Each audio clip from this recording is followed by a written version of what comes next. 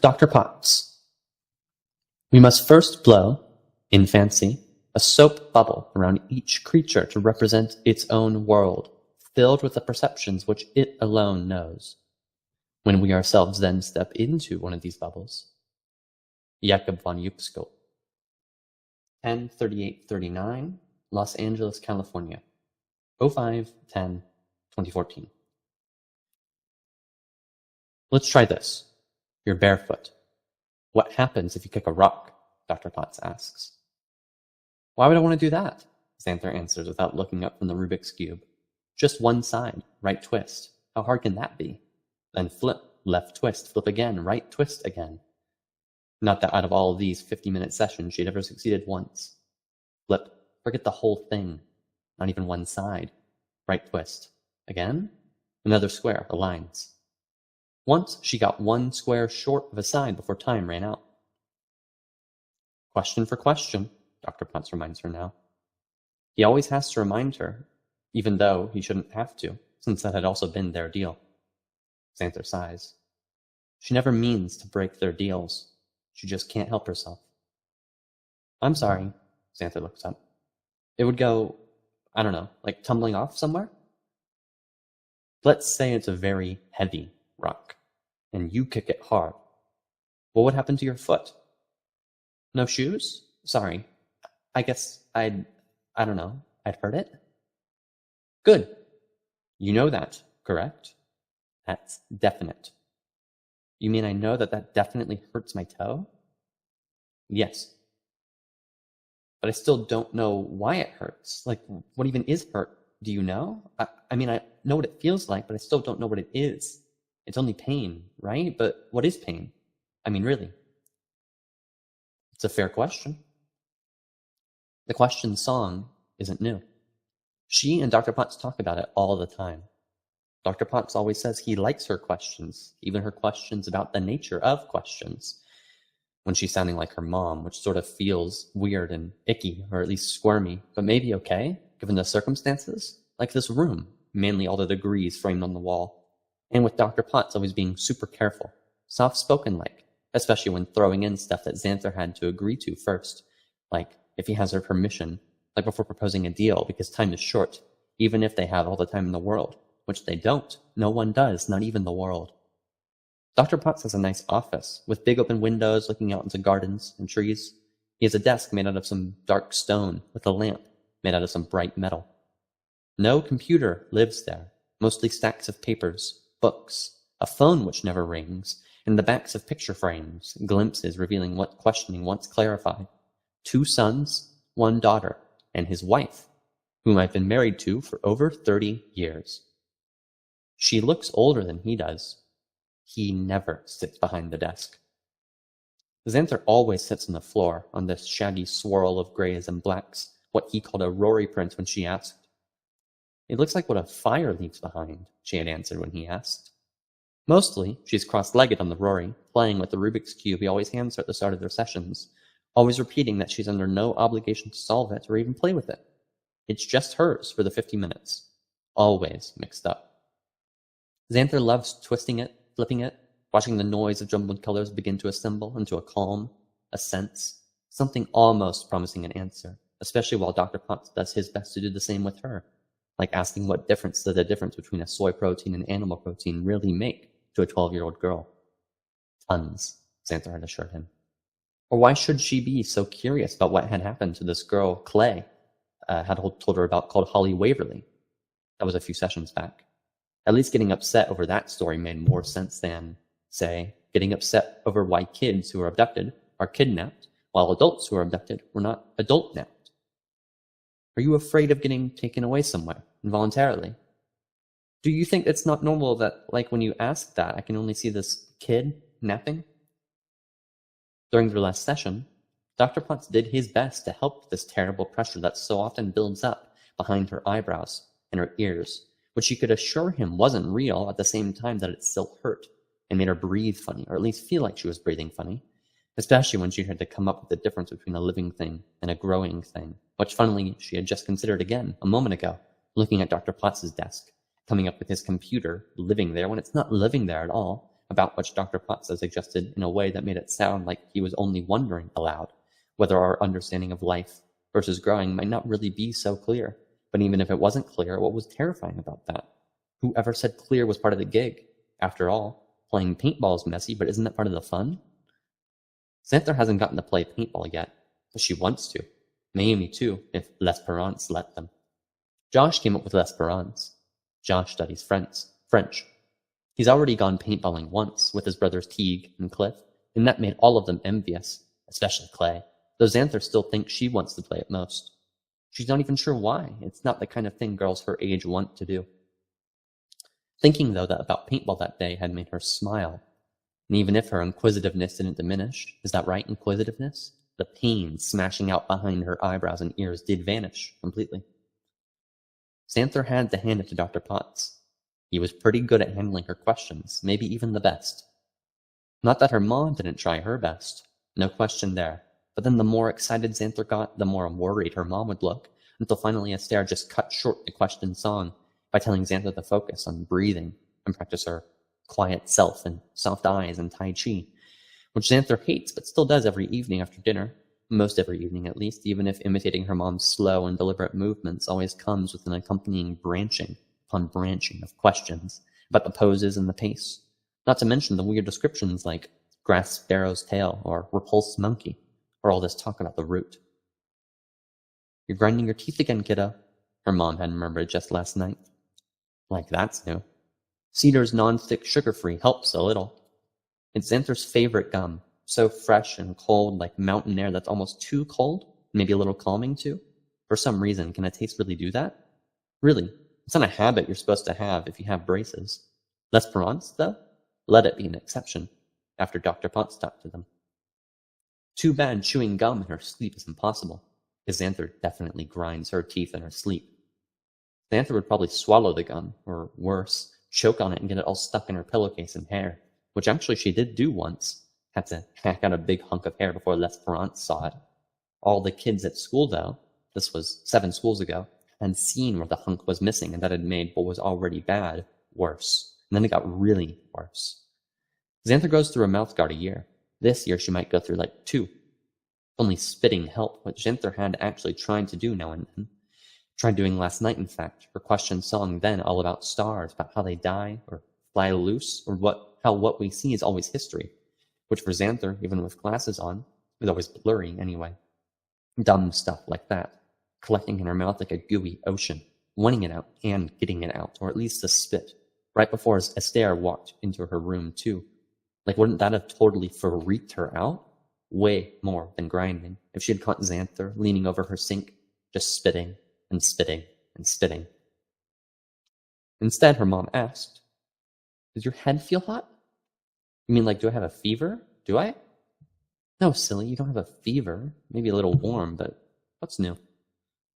Still, her mom had to check, first putting her hand on Xanther's head, which was nice, and then touching her own forehead against Xanther's, which was nicest.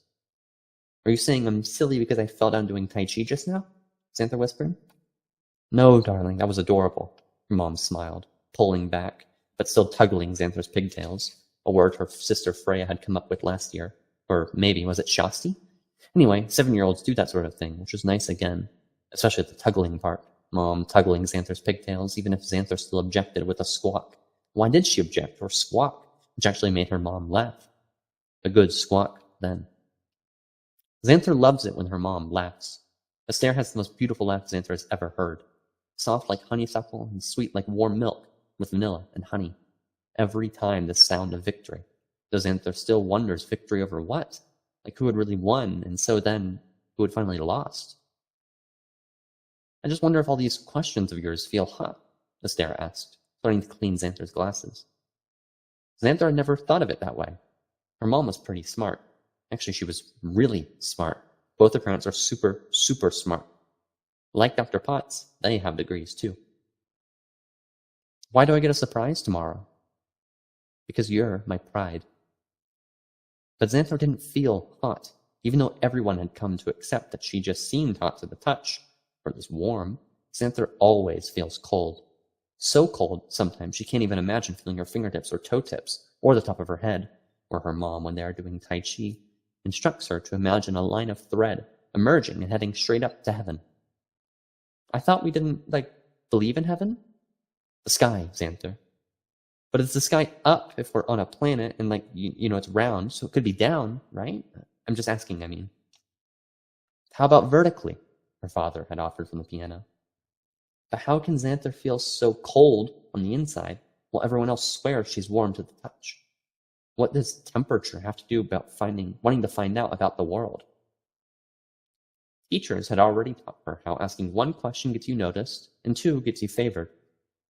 Only Xanther could leave it at two, because a few not only irritated other students, but eventually the teacher, too, until asking more than a few gets you reprimands, warnings, and then it's say hello to demerits and trips to the principal. 8 times Xanther had made that trip, and that was just at one school, the one before the last 7, where her missing hunk of hair had gotten extra missing, thanks to extra yanks, thanks to the Preds. No school ever lacks a Pred, though Xanther never names names. Xanther sent down the hall, not because of Preds or missing hair, but because her teacher said she was being fresh. Why fresh? How fresh? Fresh like snow peas? Xanther liked snow peas, though apparently that principal, Mr. Slothmeyer, didn't, getting her sent in turn from Mr. Slothmeyer to Miss Baylor, who was Xanther's first therapist. All this 4 years ago, back in Asheville, before they moved to California, before they moved to Vermont, where Mr. Tweed was the principal. Mr. Tweed was in Dorset. Then the Ibrahims had moved back to Georgia again. Oh, they'd moved around a bunch when Xanther was little, and Vermont, North Carolina, and Georgia wasn't even the extent of it. There was New York and Chicago, even some months in Montana, when Xanther was 11, before making a mess again. This time in 6th grade in 3 different places, or 2 out of 3, long story, because she was too smart, or way retarded. Xanther had overheard 2 teachers refer to her as the retarded kid, with bad skin, with L'Esperance all the time whispering. Would it hurt to hold her back? Could it help? And this, even after they had moved to Los Angeles, to East LA first, for the rest of 6th grade at Belvedere Middle School, which was supposedly a mistake, some misunderstanding about a lease, to which Xanther had sounded first like leash, which maybe it was in fact a leash, L'Esperance then whispering, "What are we doing here?" Non-stop. Not even in a mean way or an angry way, but more like a scared way. Her dad having the most trouble because of his dark skin, or for being black. African, which even if this was true, wasn't true either, or so her mom once failed to explain, because Anwar wouldn't explain, waving it away in that happy way when he apologizes. Because, yes, Egypt is in Africa, and it is still like this, continent unto itself, a place of sand and pyramids and camels. Xanther's always wanted to say hello to a camel with one long river, like a snake, because Egypt has snakes that can kill you, even if the big snake called the Nile brings life. All facts about the Egypt-Africa thing, which Xanther barely could understand, which most of the residents in the Belvedere Middle School also didn't understand, mostly Latino. There was a north thing and a south thing that made a little more sense to some of her peers, but seriously, it wasn't like that many cared. Only those with connections to gangs. That's when Xanther first heard the word for the first time.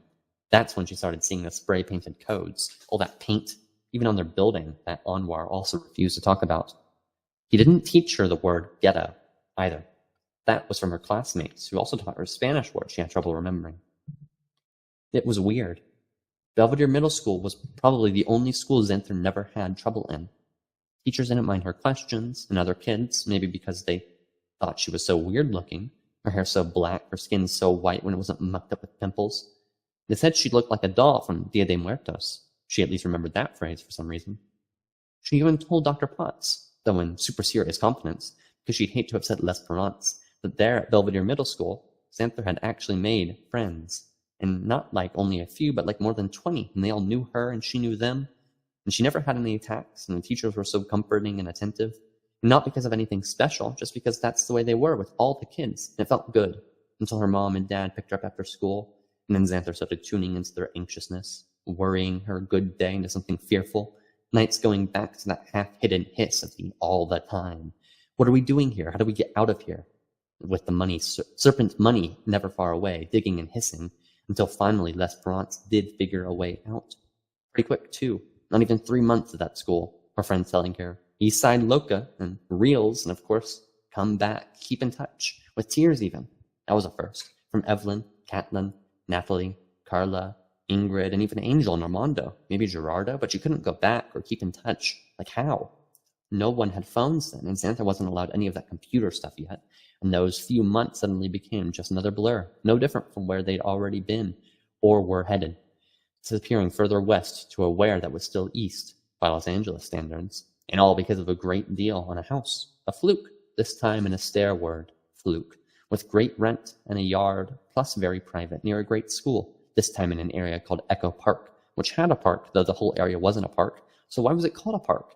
New York wasn't called Central Park. And isn't it strange how sometimes statements can be questions, too, even though they don't sound like questions? Meaning, if you think about it, there are no statements at all. Really, there aren't just a slew of more question marks? Within a month, some things don't change, right? Xanther found herself in another therapist's office, Mrs. Goulson's, who wanted to know what Xanther thought of all the different states they'd lived in, which only got Xanther going on about why states are named what they are named, because for some reason naming is a big thing for Xanther.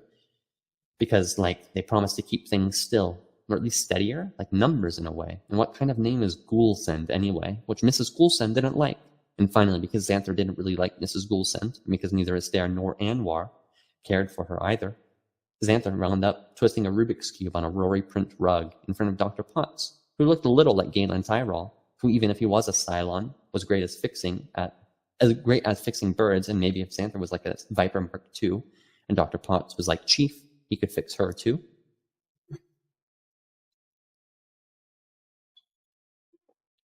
Curiously, Xanther's mom is studying to be a therapist. In college, Astaire had gotten a degree in psychology, but supposedly to be like Dr. Potts requires a lot more degrees, which kept getting interrupted by other moves. After the last move, Astaire had enrolled in yet another school, this one called Pacifica. Xanther always forgets the name. Oceanics, maybe? If Astaire gets her master's there, is that right? Mastered? She can treat patients like Xanther. What will that be like? Will Astaire turn out to be like Dr. Potts, or maybe Mrs. Goulsend? Her mom had just finished some big paper, and this year started getting her first patients too, though from what Xanther could gather. And all she could gather were their ages and whether they were boys or girls. They were nothing like Xanther. They weren't really for real either, because Astaire was still in training and required supervision by the clinic. Something like that. What do you do with them? Xanther had asked. Just talk. Talk how? I imagine like you do with Dr. Potts. Ask questions. And you get paid for that? When I get licensed, I'll get paid. So if I get licensed, I can get paid too for asking questions instead of, getting punished? Dr. Potts never made Xanther feel punished. And eventually the consequences of this really sank in, Xanther getting the drift that these were her 50 minutes. And she could trust him for the most part, even if she had no idea why the most part, or even what the not most part was, parts which made no difference if she got right to it, like she did today, following early advice by Dr. Potts. Try telling me first the thing that is most difficult to tell. I will help you. Or if not that, then ask me the question that is most difficult to ask. Then I will help you. So Xanther went right to raindrops, the number that said there was a number, even as it hit a number that was no number, and how it had made her feel. She even explained how her friend Clay had a brother named Phineas, who was brilliant but fears dolphins. Or not the dolphins, but how many dolphins there are, because his fear is also all about the counting. Because when you see 3 dolphins playing in the waves, that means there are really 9, with the rest under the waves. So if you see a lot, 27, there are really 243. But that's just when we're talking about dolphins. What if we're talking about bad things, like counting crimes? And then your mind really heats up and keeps heating up until it might just turn to sticky, smelly smoke. Xanther also told Dr. Potts, and this part was really difficult, how Clay thought his brother was crazy and needed to get back in a hospital again. Phineas had already tried to kill himself twice. Like Xanther, he's left-handed. Clay's called him schizo. Actually, more than that. Phineas can solve a Rubik's Cube in under 5 minutes. Do you think you're crazy? Xanther can't even solve one side in 50 minutes. White still patched with red, yellow, and green. Do you think you had a seizure on the way over here? I thought I did, or was about to. Did you tell your dad? No. Along with the question song, seizures is the other thing she and Dr. Potts talk about a lot. even if Xanther would prefer not to. Since December, she's been seizure-free. No pills either, just the new diet. Ketogenic. Xanther doesn't mention how she always sees a brass key clutched between her toes, but she does describe her hunger. Thirst, too. I can eat a lot, and I know I'm full, like I can see what was just on my plate, but I still feel so craving and thirsty. I drink water, but like the water doesn't seem to answer the thirst. Does that make sense? Even during this session, while replacing, with a flip and a right double twist, one yellow tile with another white tile, the subject comes up. Dad, too, was so sweet. At square one, I could see he wanted the French toast. I told him I didn't mind, and like I really didn't, but he still had what I had. Why the frown? I'm getting some big surprise this afternoon, and I'm not even excited. Because your parents do so much for you already? Xanther nods. Like these visits here? Yep. And visits with other doctors, too. Even my food. And please, it's not like I'm a total idiot, right? I know it costs money, and even though Dad seems pretty happy, especially today, or, well, okay, not happy, but really relieved. Are they the same thing? Sorry. Because, like, he's supposedly getting some money. A lot of money. I overheard this. Sorry. I worry about Frey and Shas. Like, they're, getting the short end of the stick? Dr. Potts smiles. What? You have epilepsy, and they're getting the short end of the stick? You want to explain that math to me? Xanther gets rid of a green tile, only to find 2 more red tiles messing up her white side. Cogsworth once said he solved the whole thing in under 5 minutes. I just pulled all the little plastic pieces apart and put it back together. Cogs is the real genius. Probably because she doesn't know what to say, and because they just have a little more time left, Xanther thinks about the other, most difficult thing to tell, what's going on with Parcel Thoughts, that app, and the horror sphere, but instead explains all about the phone calls and emails Les Perrants are screaming about. I don't know. It was my dad's friend, Mephisto. Big fro, super genius, or just super crazy. I think he babysat me once. For some reason, he decided to use my parents' info as contact info for this big ad campaign, with promises of, like, huge Costco discounts and even cash, and the phones haven't stopped ringing. Supposedly a prank. I guess I don't understand what a prank means. Isn't there supposed to be a laugh at the end of a prank? In theory. Yesterday I tried to tell Mom how all these calls are kind of like an attack. Like so much coming in you're paralyzed. Except at home the lights stay on. In December the lights went out. Oh yeah. Xanther hates talking much about the funeral. Just thinking about it makes her tingle and want to gasp. She can even start believing it's happening all over again. That bad. Xanther ended up in the hospital. Sometimes I think thinking the wrong things brings on, a seizure. Xanther nods. She's never gotten used to saying it, like it's freaking Voldemort, except so much worse than Voldemort. Voldemort! There, she said it. Excuse me? Dr. Potts? Do you ever think, like, there's a conversation going on? Like somewhere out there. Somehow parallel to the one you're having with yourself. Like in your head, or even with someone else? How do you mean? Like there are those voices that know everything.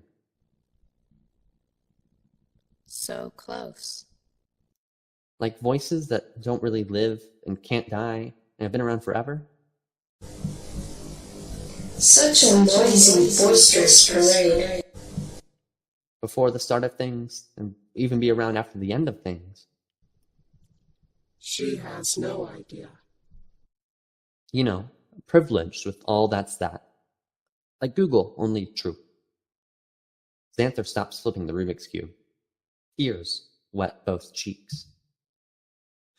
I really miss him. I'm glad to hear that. Like even when I'm not thinking about him, I think I am thinking about him. And I know I didn't even know him that well.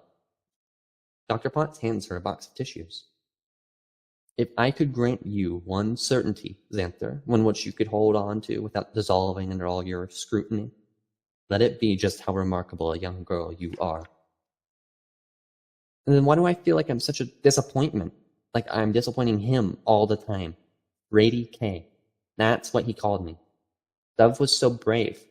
And I can't even be at his funeral without... Sometimes I feel so ashamed.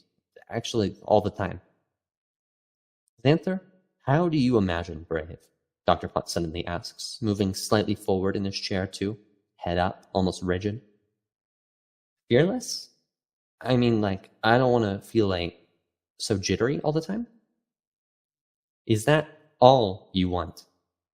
Xanther stops fiddling with the Rubik's Cube. Think big, young lady. And for a moment, she's all Dove, or wants to be like Dove, not all over the place and over-inquisitive, but clear and sure and gentle and true. What you don't need years and years to hear, or a bed full of books to understand, or all the scars of a lifetime to value. Something so small and light it practically sits in your palm. What Xanther could share, what would bring comfort, and in times of fear would bring calm. Isn't not jittery like a good start? Xanther says instead, back to the Rubik's Cube. What's happening in school? Dr. Potts asks then, relaxing back into his chair, but not quite relaxing, alert still to something Xanther can't quite follow. Any predators? I mean Preds? This new direction is a mystery, but Xanther appreciates Dr. Potts' use of her vocabulary. He already knows how many of the family's moves were because of bullying, sometimes physical, with one particularly bruising encounter, small bones fractured, which Les Perrant still can't believe was nothing, even though Xanther swears it was nothing. Nothing compared to a full-on attack, like in Alexandria, with all of Dove's comrades in uniform, saying if Xanther needs anything, anything at all, they would do it, even if it meant marching into hell itself, which Xanther doesn't believe in, and then all of them standing by helpless as Xanther began slamming into the coffin, forearms first, then her head, until the ground heavier than any coffin started hitting her, too. Nothing any gun could prevent, only stop. Xanther kind of wishes one of those holstered guns would have made her stop, for good. Her parents, though, didn't stand by helpless. They knew what to do. It didn't involve guns, though when Xanther got out of the hospital, she looked like someone had pistol whipped her. No school beatings will ever come close to that. And anyway, the school beatings part is pretty rare. Preds are at their worst when they get other kids to wall up, start calling her names, calling her weird, finally just looking through her, whispering through her as if whispers and her were never there to begin with. Which generally doesn't happen until she gets afflicted, as one kid once hissed. Where was that? Georgia? Some teachers tried to step in, but that made it worse, because no teacher is going to be her friend, and no kid is going to be the friend of a kid who only has teachers for friends, who aren't even friends. Probably because of Dove, something he'd said, what exactly she can no longer trace. Xanther has never given up the names of her assailants, even to Dove, who one time had gotten out his gun, though also because of Dove, which Xanther can trace, him telling her, always speak out your situation. Xanther has never hidden from her parents when the Preds have found her again. Fortunately, Thomas Starr King, or Karma's Torn Sight as Clay calls it, isn't so bad. Xanther senses something cruel there, but not triumphant. Already she's made some friends. She's even confided in them about her situation. And they seem cool with it and able to keep her confidence. No rumors run the school campus. Yet. Of course none of her homies have seen a seizure, though they all seem pretty shocked by the aftermath marked out on her face by the start of the year. That was 2 weeks after the fact, and her face had gotten the least of it. Elbows and shins could keep hidden. Clay said to tell everyone she tried to catch a Christmas tree, which beat wiping out on her razor, which she'd done plenty of times, or at Runyon, hello, the latest scabs on her knees, because isn't catching a Christmas tree so ridiculous it's not a lie? Which she never needed to tell anyway because no one at school asked her what happened. Xanther tracks a white tile around 5 sides. Flip, twist, flip, flips on flips, bringing it to rest among its white kind, with only a red and green remaining. Preds don't see me there, Xanther speaks up. I'm invisible to them. To most kids, actually. Though there is this one kid, big, like grown up big. No way he's 12 or even 13. Dendish mower. Scary for reals. Smokes, chews when he's not smoking, supposedly sells Molly. Izzing all the time. His crew's like Preds, for sure. More twists, the flips. A green tile's turn, a second to last white to track. He started picking on my friend, Baird. Nothing too bad, just jabs, saying mean little things. Some threats, not too loud, mostly like he's teasing. Bayard tries to ignore it, but I can see it makes him sick. He and Dendish ride the same bus. Which is the perfect place to bring up probably today's most difficult thing to tell. Her phone. Well, not the phone itself, pink and rad, average number of texts. It's not like Mephisto put Xanther's number out there. Anwar would have gone dove mad if Mephisto had gone that far. Esther even worse. No, this was about the Horus. Mayumi already warned her this morning. They all did. Mayumi. Most Sevies. 7th graders. Got it. Cogs. Bye-bye got the worse. Baird. Bye-bye's cool like a jewel. Clay. DGAF burn their lives down. Josh. IMHO? I like better. Some creepy app called Mute All Hate. Emoji makes it way harder for the adults to catch on, Clay claims. And with good reason. The app's way thicker than Ugly Booth or Zombie Booth. Does with pixels what knives and rusty can openers could do. To your face. Dove, I know, would do something. He'd stand up for his friend. And I know I should for Bayard, but I don't know how. Dendish comes near, and I mean like I even see him down the hall and I freeze. Talk about Frady K. Xanther can even look at some pictures on her phone. You're not going to tell L'Esperance? Should I? Dove could look anything in the eye. I can't. Not even my friends, my parents, not even you. As if to prove it, too, Xanther tries to focus on Dr. Potts's eyes. Keep there for what, a second? And though she finds nothing but warmth, she doesn't last. Not even a second. Because, like, what's he looking at? How at her? And with her looking at him too, probably understanding something she's thinking, without her understanding what she's thinking, and no question it's something he'll have to do something about, right? Especially if she keeps this up, this looking at him, right? Something she won't know how to respond to, defend, or answer, the edges of the room darkening, temperatures dropping, and all because of 2 concentric rings of blue. Tiny too, surrounding an even tinier black dot, before Xanther skitters helplessly off to the bridge of Dr. Potts's nose, to his beard, all the salt and pepper hair around his lips, retreating even further to relief, blind, unthinking, and certainly questionless, the last tile twisting into place at least. As Xanther whispers, defeated. See? Dr. Potts smiles at her victory. A mess of color on 5 sides, but with the 6th all white. Progress. Well done. Now tell me one last thing, whatever comes to mind, as we only have a minute left. Dr. Potts often says this. Xanther figures it's a time's up technique. But does he do it with all his patients, or just Xanther? Not that she objects. She'd hate to impose on him, let alone on Anwar, waiting for her outside. Taking extra time, that would mortify her. Did his life flash before his eyes? What? Dr. Potts looks caught off guard, even a little bewildered. Who? Before he died, Dove, did like his life really flash before his eyes? Oh. What? That's not what you said. I didn't? Did his love flash before his eyes? That's what I said? Dr. Potts nods. Are you sure? Yes. And I'm sure it did. 10/59/22, Los Angeles, California, 05/10/2014.